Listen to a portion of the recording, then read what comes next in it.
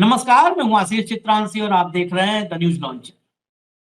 राजनैतिक मसलों पर हम दिन भर कार्यक्रम करते हैं, लेकिन कुछ ऐसे मामले हैं जो हमारे आपके हमारे समाज में हमारे पड़ोस में रहने वाले हर व्यक्ति से जुड़े हुए हैं, लेकिन उसकी चर्चा करना मुनासिब नहीं समझा जाता, क्योंकि हो सकता है व्यूज ना आए।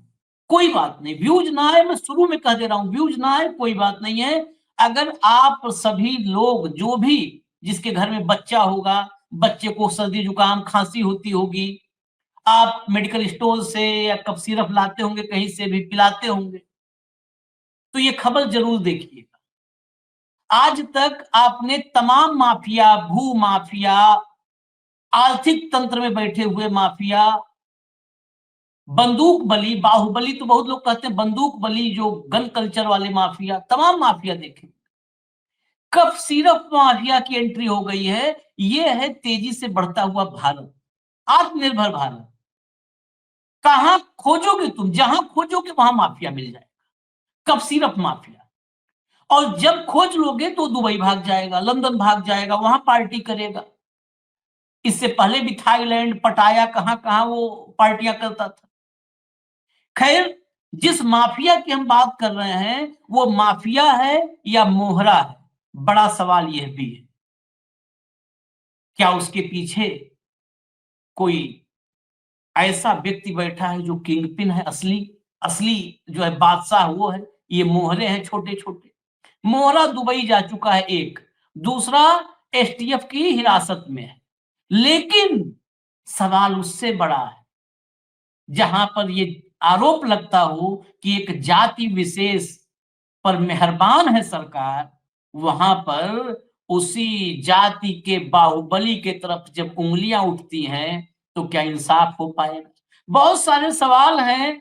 कफ सिरप माफिया मोदी के घर से, असल में इस पूरे कफ सिरप के जो नशीले कफ सिरप के कारोबार का एपी सेंटर पता है क्या था?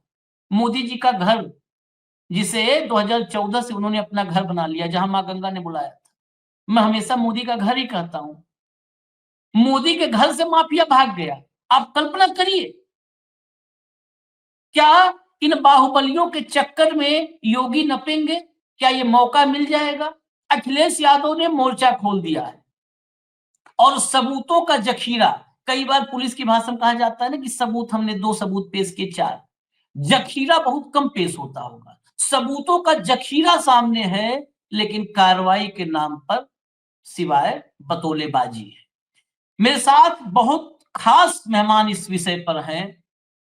मैं बार-बार उनको वो एक ही परिचय देता हूं, जबलिया रिटायर्ड आईएएस, अमृतकाल में, डबल इंजन में जबलिया रिटायर्ड आईपीएस। लाइए अमिताभ ठाकुर साहब को, और भाऊ हमारे साथ हैं। स्वागत है सर। और मैं रांची, ये रांची भी इस मामले में बहुत महत्वपूर्ण ठिकाना रहा है। हो सकता है एक आध मिनट के लिए रांची से हमारा एक बहुत खास सहयोगी, जिसने इकलौता देश में ये काम किया, हिम्मत दिखाया है मेरे उस साथी ने, कि जो उस गोदाम पे पहुंच करके और वहां पर खड़े होकर के जिसने जो है इस बात पर, इस खबर पर जो है एक कार्यक्रम दिया है, डिटेल्स बताई है, दिखाया है उसका वो गोदाम, जिस गोदाम से इस नशे का कारोबार 100 करोड़ से ऊपर का संचालित होता था। तो कोशिश करेंगे बीच में 2-4 मिनट के लिए भी मनीष आ जाएं। तो मनीष ने ये हिम्मत किया, इसलिए उनको जरूर हम जोड़ करके एक बार साधुवाद तो देंगे ही देंगे। मैं भैया दिखाना शुरू करूं उससे पहले अमिताभ सर जरा योगी आदित्यनाथ को सुन लीजिए 10-15 सेकंड। प्ले करो भाई। बहनों और भाइयों, ये नशे के जो कारोबारी हैं, जो देश को निगल जाना चाहते हैं, युवाओं की जवानी को छीन रहे हैं, ये आज के चंड और मुंड हैं, ये महिषासुर हैं। चंड और मुंड, महिषासुर।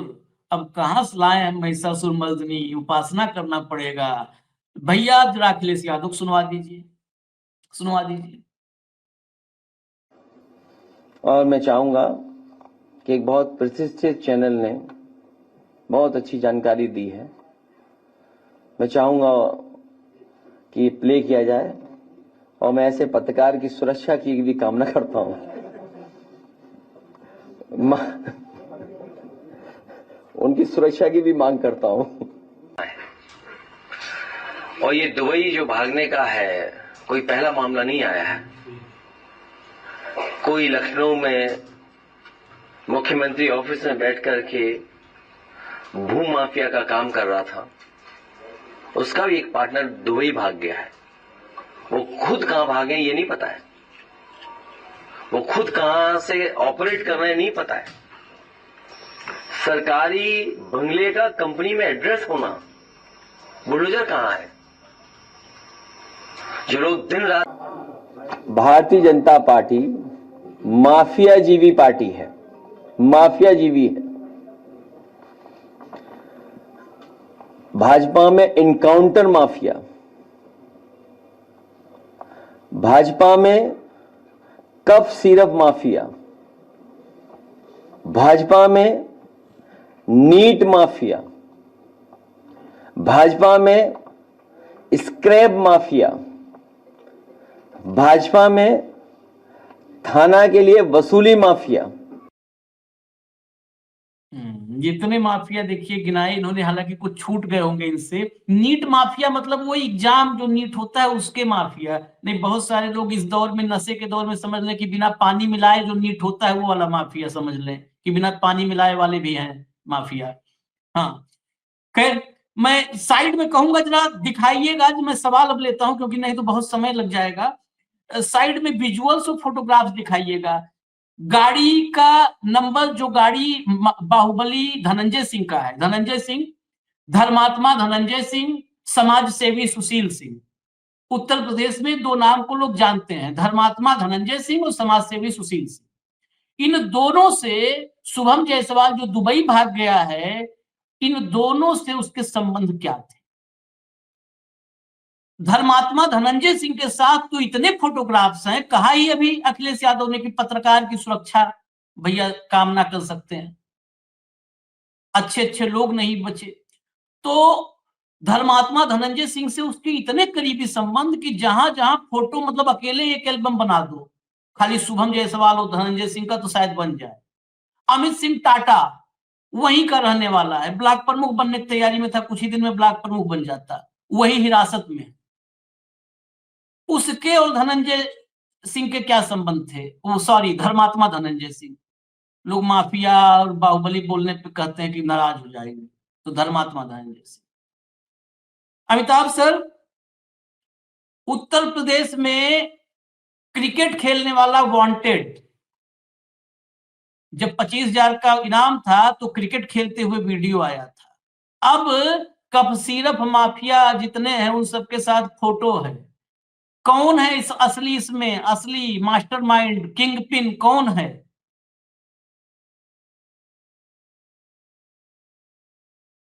तथ्यों को देख के जो बात मैं अभी तक समझ पाया हूं वो यह कि कुछ नाम तो एसटीएफ ने सामने ला दिए हैं। अमित सिंह टाटा को गिरफ्तार कर लिया है, शुभम जायसवाल को कहा है कि भाग गए हैं। उसके साथ जो फर्द में दो और नाम लाए हैं, एक गौरव जायसवाल और एक कोई मिस्टर सिंह करके, और एक और बर्खास्तुदा सिपाही है, वो भी कोई मिस्टर सिंह है, आलोक प्रताप सिंह, उसका नाम तो उन्होंने फर्द में ले दिया है बकायदा। और इनमें से कुछ लोग गिरफ्तार हुए हैं, कुछ लोग अभी टारगेट पे बताए जा रहे हैं। एसटीएफ सामान्य तौर से इसकी जांच करती बताई जा रही है उत्तर प्रदेश में। लेकिन जो अन्य नाम सामने आ रहे हैं, सबसे पहले जो नाम सामने आया था वह धनंजय सिंह जी का था। और उसका जो कारण अभी तक देखिए, चूंकि जो फाइनेंशियल होते हैं, इंटरनल जो मान लीजिए जो डॉक्यूमेंटेशन होता है, किस कंपनी से कौन जुड़ा है, उस कंपनी का कितना हिस्सेदारी है, कई बार वो सार्वजनिक तथ्य नहीं रहते हैं। तो उसके आधार, फाइनेंसेस के आधार पे उनके अंदर के डिस्ट्रीब्यूशन का क्या रेशियो है नहीं है, वो एक अलग चीज होता है। लेकिन जो बात आपने अभी कही, जो दिख रहा है लगातार, जो आपने एल्बम की बात कही कि दोनों में प्रॉक्सिमिटी जरूरत से बहुत ज्यादा और अनयूजुअल दिख रहा है, जैसे कि कोई एक दूसरे के फ्रेम के बिना नहीं रह पा रहे हों दोनों, यानी 3 लोग कम से कम, टाटा, शुभम और धनंजय सिंह की लगातार एक साथ या अलग अलग इतनी ज्यादा तस्वीरें हैं जो सामान्य से बढ़ के हैं। और मैंने प्राथमिक स्तर पे मैंने लिखित रूप से धनंजय सिंह का नाम लिया कि उनकी भी जांच इसमें होनी चाहिए, वह तो एक पहलू है। लेकिन मैं इससे बढ़ के ये कहना चाहूंगा, कालांतर में इसमें सिर्फ धनंजय सिंह का ही नाम हो ऐसा नहीं दिखता है मुझे। आज मैंने एक पत्र भेजा है जिसमें मैंने कम से कम 3 और नाम लिए हैं। एक नाम है दयाशंकर मिश्र दयालु, वह मंत्री हैं वर्तमान सरकार में। एक नीलकंठ तिवारी हैं जो पूर्व मंत्री हैं उत्तर प्रदेश सरकार के, और एक अम्बरीश सिंह भोला हैं जिनकी आमतौर पर ख्याति उत्तर प्रदेश के मुख्यमंत्री श्री आदित्यनाथ के अत्यंत ही निकटस्थ व्यक्तियों में मानी जाती है। इन तीनों पर भी लगातार, अब इनके अलग अलग रोल हो सकते हैं, प्रश्रयदाता हो सकता है, शरणदाता हो सकता है, संरक्षक हो सकता है, उसमें सह खातेदार हो सकते हैं, किसका क्या रेशियो है नहीं है यह बात तो कोई नहीं जानता। लेकिन इन तीनों के साथ भी इनकी प्रॉक्सिमिटी और उनकी संलिप्तता या संरक्षण के तथ्य कहे जा रहे हैं। अब एक नाम ओम प्रकाश राजभर के से जुड़े फोटोग्राफ्स तो आ रहे हैं, लेकिन ये मेरा अपना पर्सनल ओपिनियन है कि ओम प्रकाश राजभर चूंकि कभी सही गलत में कोई विशेष अंतर नहीं करते रहे, न उन्होंने कभी इस प्रकार का कोई ऐसा दावा किया कि उन्होंने कभी भी शुचिता वगैरह की कोई ऐसी बात नहीं कही कि जो उनको देखे उनके ज्यादातर जो विधायक वगैरह भी हैं, अब कुछ दिन पहले ये उनके एक विधायक थे, वह जो है उनको पेपर लीक माफिया वो माने जाते थे, वो उनको रखे हुए हैं, उनका खुला बचाव कर रहे हैं। तो इसीलिए ओम प्रकाश माफिया को अगर उसमें संलिप्तता या सहभागिता होगी तो मुझे लगता है कि वह इस रूप में होगी कि वह किसी को छोड़ना नहीं चाहते, जहां से जो हो जाए उसको बुरा नहीं मानते, मैं उस रूप में मानता हूं। लेकिन बाकी जो 4 नाम दिख रहे हैं मुझे, धनंजय सिंह का, ये जो नीलकंठ तिवारी, अम्बरीश सिंह भोला और दयाशंकर दयालु, इनकी तो इसमें कहीं न कहीं संलिप्तता के तथ्य प्रायः बताए जा रहे हैं, अवतरित हो रहे हैं। इसके दृष्टिगत और तमाम अन्य तथ्यों के दृष्टिगत मैंने आज पुनः एक प्रयास किया है, हम और आप प्रयास ही कर सकते हैं और प्रयास अपनी ईमानदारी से करते हैं कि इस मामले में अब सीबीआई और ईडी से जांच हो, यह मैंने मांग की है। मेरा आपके माध्यम से भी इस बात को मैं कहना चाहूंगा कि मुझे ऐसा लगता है कि चूंकि जिस प्रकार के नाम आए हैं उनमें बिना सीबीआई और ईडी जांच के, ईडी की तो इसीलिए क्योंकि इसमें फाइनेंसेस बहुत ही व्यापक तौर पे इन्वॉल्व हैं। मेरे पास ही कई लोगों ने आके बताया या व्हाट्सएप वगैरह भेजा, जिसमें मुख्य ये कहना था इनमें तमाम नाम, जैसे शुभम है या वो क्या नाम जो बर्खास्तुदा सिपाही है या फिर जो पकड़ा गया है टाटा है, ये बताए जा, और भी कई नाम बताए जा रहे हैं जो कल तक बिल्कुल जिसको कहिए कि साधारण आर्थिक स्थिति की थे, विपन्नता की स्थिति के थे, और अब बताया जा रहा है वो करोड़ों में खेल रहे हैं और जो बड़ी बड़ी गाड़ियां कई लाखों की या करोड़ की वह लिए घूम रहे हैं। यानी जो सडन जो राइज ऑफ ये हुआ है, वेल्थ हुआ है, वह इस मामले में इन्फोर्समेंट डायरेक्टरेट के इन्वॉल्वमेंट को नेचुरली आवश्यक बनाता दिखता है। और सीबीआई जांच का एक कारण तो यह तो है ही है कि यहाँ पर अब जैसे अमरीश सिंह भोला हैं, कल ही वो मुख्यमंत्री से मिले, उन्होंने फोटो शेयर किया, वो गोरखपुर जाके मिले। आम चर्चा है कि वो इसी मामले में अपना पक्ष रखने या बचाव करने या जो कुछ भी है उस संदर्भ में मिले, क्योंकि उनका नाम 2-3 दिन से फ्लोट कर रहा है। अन्य एक मंत्री है, एक पूर्व मंत्री है, धनंजय सिंह निकट माने ही जाते हैं। और एक दूसरी बात यह भी है कि ये कई राज्यों में फैला हुआ नेटवर्क है, राजस्थान, छत्तीसगढ़, मध्य प्रदेश, झारखंड और उत्तर प्रदेश, यह 5 नाम तो स्पष्ट रूप से आ गए हैं। इन स्थितियों में सीबीआई की जांच मुझे लगता है कि इसमें आवश्यक है, यह मैंने मांग की है और इस बात को लेकर मैं आगे भी प्रयास करूंगा। ये इसमें और भी जोड़ दें, राज्यों का नाम तो अमिताभ सर ने ले लिया, ये इंटरनेशनल हो गया है, इसमें बांग्लादेश, नेपाल तक में ये खेल फैला हुआ था और नगद पर सारा जो सप्लाई था नगद पर सप्लाई थी। और भाऊ जो फॉर्चूनर पकड़ी गई है, वो फॉर्चूनर का नंबर है यूपी 65 FN 9777। उत्तर प्रदेश में एक ट्रेंड है, उत्तर प्रदेश फर्टाइल भूमि है, बहुत तेजी से नंबर 1 की तरफ योगी जी के नेतृत्व में बढ़ भी रहा है। तो यहाँ पर एक ट्रेंड है, जितने धर्मात्मा समाज सेवी होते हैं वो 10-15 गाड़ी का काफिला लेके चलते हैं, सेम कलर सेम नंबर ये सब रहता है, तो लगता है कि हाँ समाज सेवी आ रहा है कोई, तो लोग तुरंत अलर्ट हो जाते हैं। तो वो सेम नंबर सेम कलर, ये बहुत पुराना ट्रेंड है, आज नहीं। जब क्वालिस आई थी 2000 के आसपास, तब से ये ट्रेंड चला, उसके पहले ट्रेंड था ये।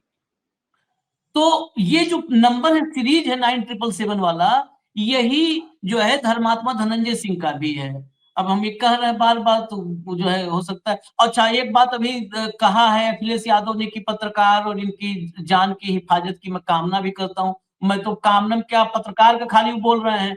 एक ही नाम आया था, 3 नाम और जोड़ दिए हैं अमिताभ जी। तो हम तो इनके लिए भी सोच रहे हैं कि भाई अब या तो हम अपने साथ एक नाम और, कि अगर दो मन्नत मांगे तो दुई की सुरक्षक मांगे, कि जो है ये भी नाम उसमें जोड़ते जा रहे हैं भाव। 3, हाँ, एक अरे साथ 3 नाम ये जोड़ दिए। और सबके सब ऐसा लो प्रोफाइल कोई नहीं है, नीलकंठ तिवारी पूर्व मंत्री, दयालु वर्तमान मंत्री, और एक तो खासे ही अमरीश। हाँ भाऊ।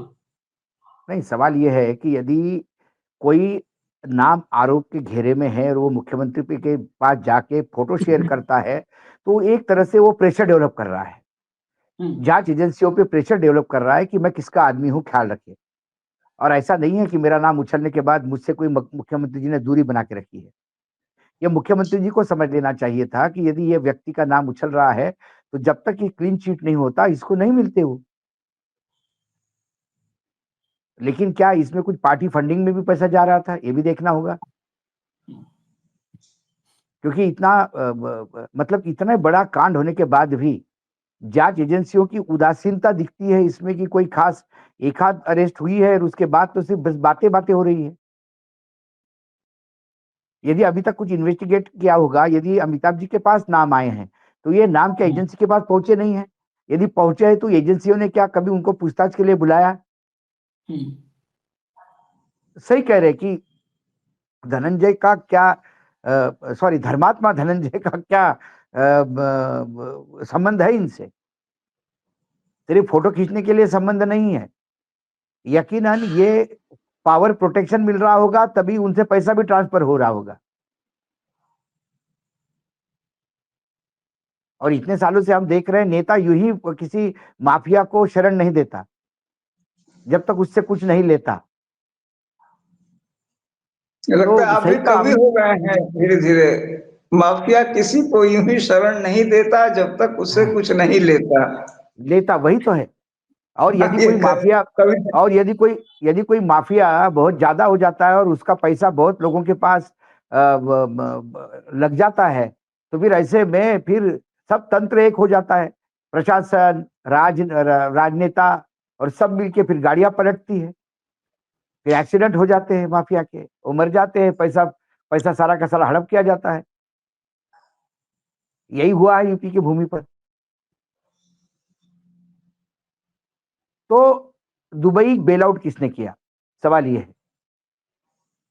क्या दुबई भेजा गया बचाने के लिए, जैसा आदरणीय स्वर्गीय जेटली जी ने बाकायदा विजय मल्ल्या को हेलो करते हुए गुड बाय हैप्पी जर्नी कहा था,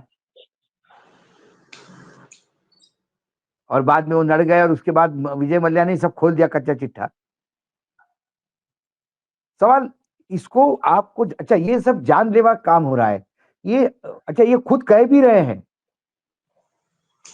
निर्लज्जता का अमृत काल चल रहा है भाई। खुद कह रहे हैं कि ये महिषासुर मर्दिनी और क्या क्या महिषासुर, वो अब नाम ले रहे हैं राक्षसों के, और ये लोगों का भविष्य कैसा, देश का भविष्य, बच्चों का भविष्य कैसा बर्बाद हो रहा है। लेकिन ये बर्बाद करने वाले जो लोग हैं वो आपके नजदीकी कैसे? तो फिर आप क्या सिर्फ पब्लिक के लिए बोल रहे हैं? पब्लिक के लिए बोलते हैं, प्राइवेटली इन लोगों के लिए बोलते हैं? क्या हम ये माने? नाम उछलने के बाद इनकी इंक्वायरी क्यों नहीं होती, इनको बुलाया क्यों नहीं जाता?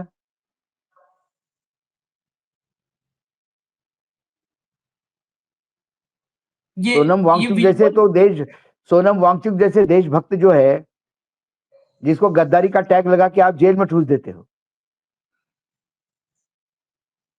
और ये तथाकथित ये समाज को लगा हुआ कीड़ा है जिसको आप पोषित कर रहे हो।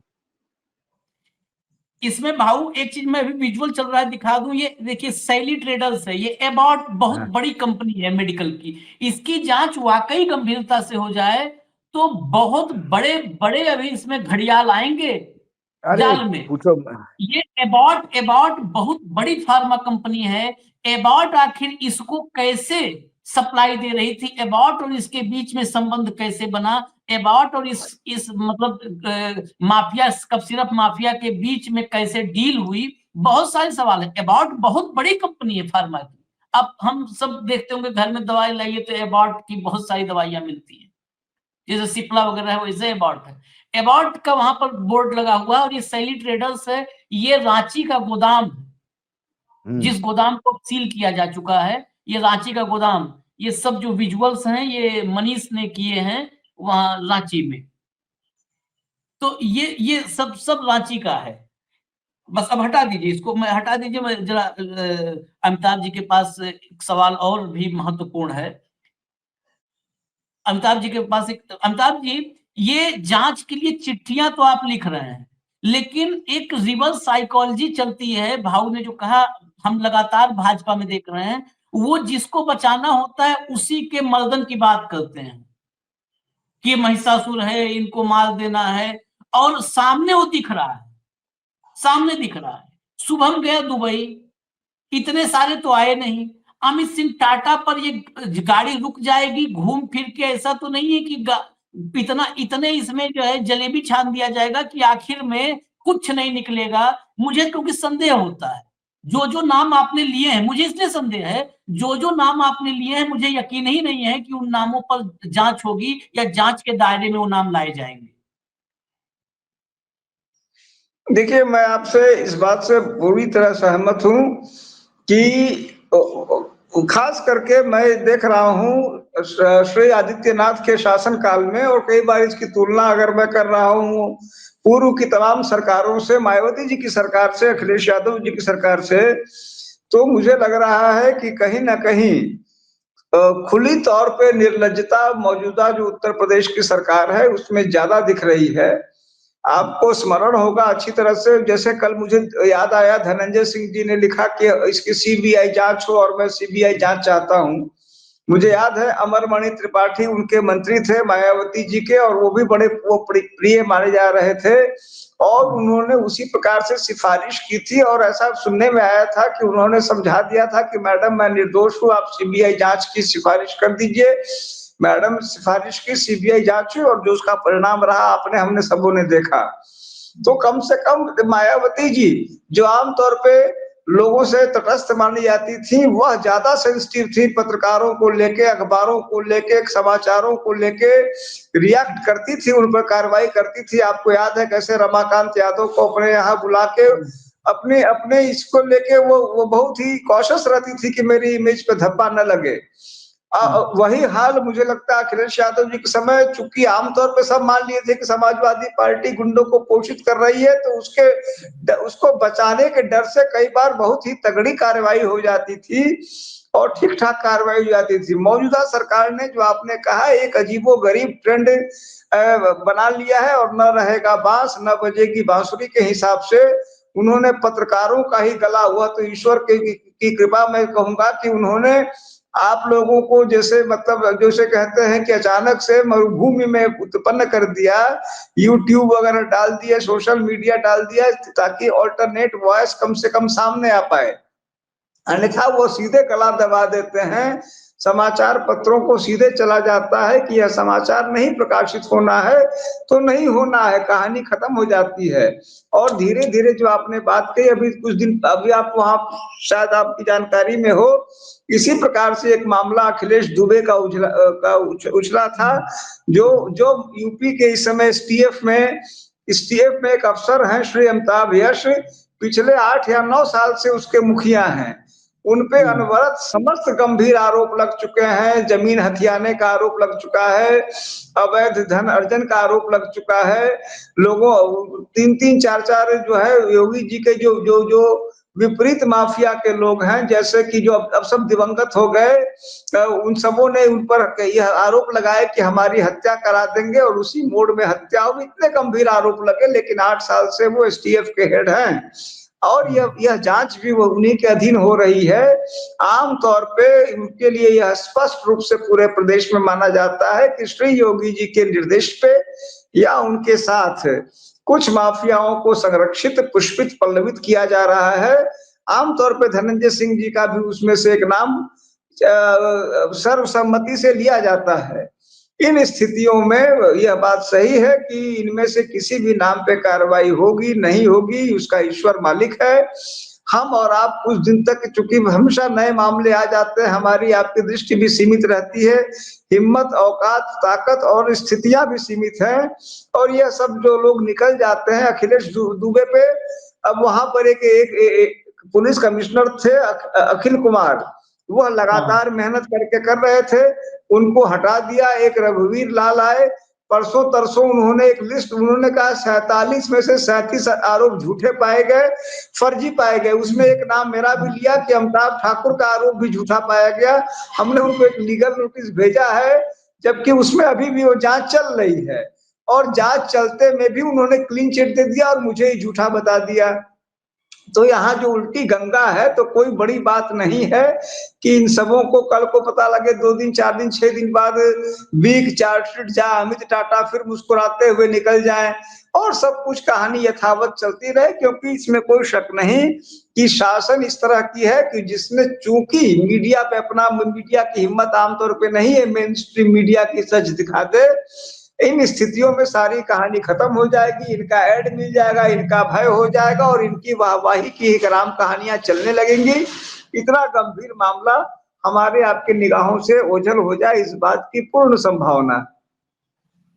चलिए, आपने बहुत कई चीजों पे इशारा कर दिया। अमिताभ यश का यश तो भाऊ, आपको मैं बता दूं, अमिताभ यश का यश इतने दूर तक फैला हुआ है कि आप कल्पना नहीं कर सकते। और उसके अलावा एक और नाम अभी ले लिया, अमिताभ सर भी ऐसे ऐसे नाम छेड़ देते हैं, रघुवीर लाल। ये रघुवीर लाल और प्रेम प्रकाश रिटायर हो गए, प्रेम प्रकाश रिटायर हो गए, रघुवीर लाल अभी बैठे हैं दिल्ली में मायावती के दफ्तर, मायावती के आवास पर। 2017 में ये लोग कभी अफसर, जिस देश में अफसरों की निष्ठा संविधान छोड़ करके पॉलिटिकल पार्टी और नेताओं के लिए होने लगेगी, उस देश का यही हश्र होगा। और मैं बिना लाग लपेट के, जाना तो सबको एक दिन है, इन लोगों के, ये प्रेम प्रकाश अब रिटायर हो गए, ये लोग किसी खास, सबकी अब नाम छोड़ दीजिए, इतने राजनीतिक रूप से एक खास विचारधारा और खास नेता के साथ जुड़े रहे, फिर इन्होंने पलटी मारी। जैसे ही ये डबल इंजन आया, तत्काल डबल इंजन में सवार हो गए। रघुवीर लाल कुछ दिन उत्तर प्रदेश से बाहर भी रहे। आशीष जी, उत्तर प्रदेश, बढ़िया एग्जाम्पल दिया। हाँ भाऊ, उत्तर प्रदेश में जो पलटी मार, जो ब्यूरोक्रेट में जो मैं ट्रेंड देखता हूँ, मुझे लगता है नवनीत सहगल से बढ़िया उदाहरण हो ही नहीं सकता कोई, कि कैसा आदमी हर हर हर सत्ता के पास होता है, इतनी पलटी मारती। लेकिन अमिताभ जी ने एक बात बहुत महत्वपूर्ण कही, उन्होंने कहा कि कैसे मायावती जी ने अपनी इमेज बचाने के लिए कि तुरंत सीबीआई की इंक्वायरी ऑर्डर कर दी, या एक माफिया को अपने घर पे ही अरेस्ट करवा दिया था, ये जो मायावती जी की थी। लेकिन तब अमिताभ जी मायावती की इमेज थी, तो इमेज जिसकी होती है वो बचाता है, जिसकी इमेज ही नहीं होगी उसको तो कोई मतलब ही नहीं है। दूसरी बात, उन्होंने कहा कि मैं निर्दोष हूं, मायावती जी ने कर दी सीबीआई इंक्वायरी। ये अंदर क्या है, ये मुझे लगता है योगी सरकार अच्छी तरह से जानती है।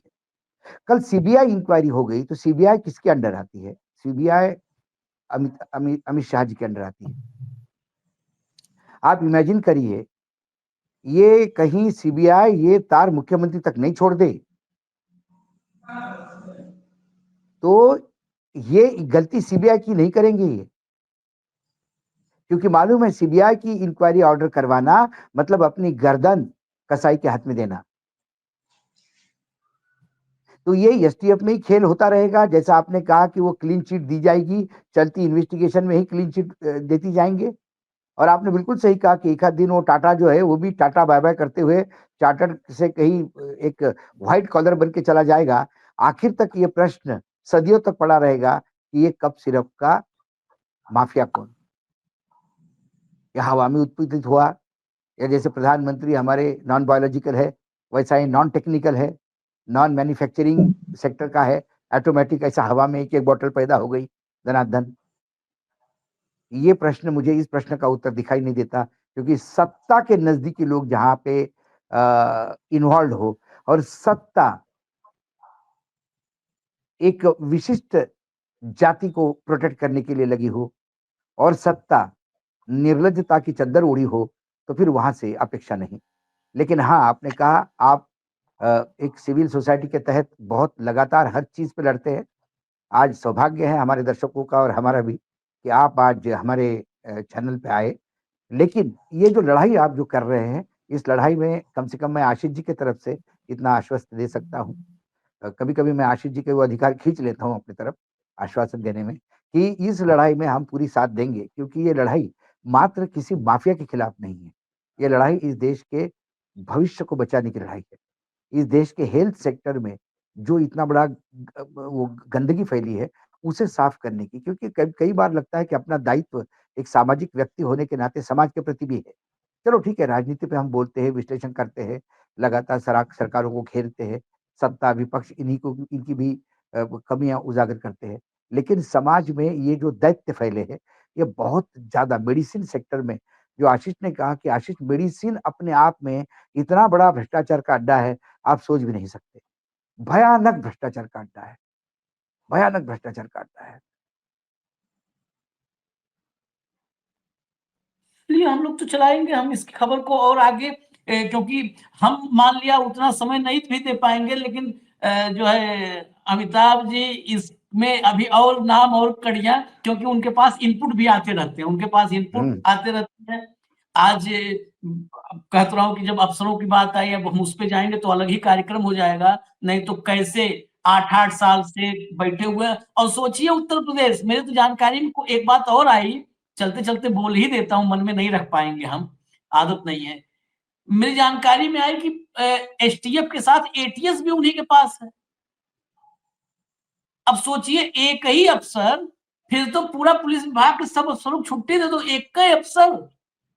वो कह रहे थे कि महिषासुर को मारना पड़ेगा जिसके पास इतना बड़ा काबिल अफसर हो, जो एसटीएफ, एटीएस सबको हैंडल कर ले रहा है, सब हैंडल कर ले रहा है। तो फिर अब क्या कहना है आगे? आगे कहना ही क्या है?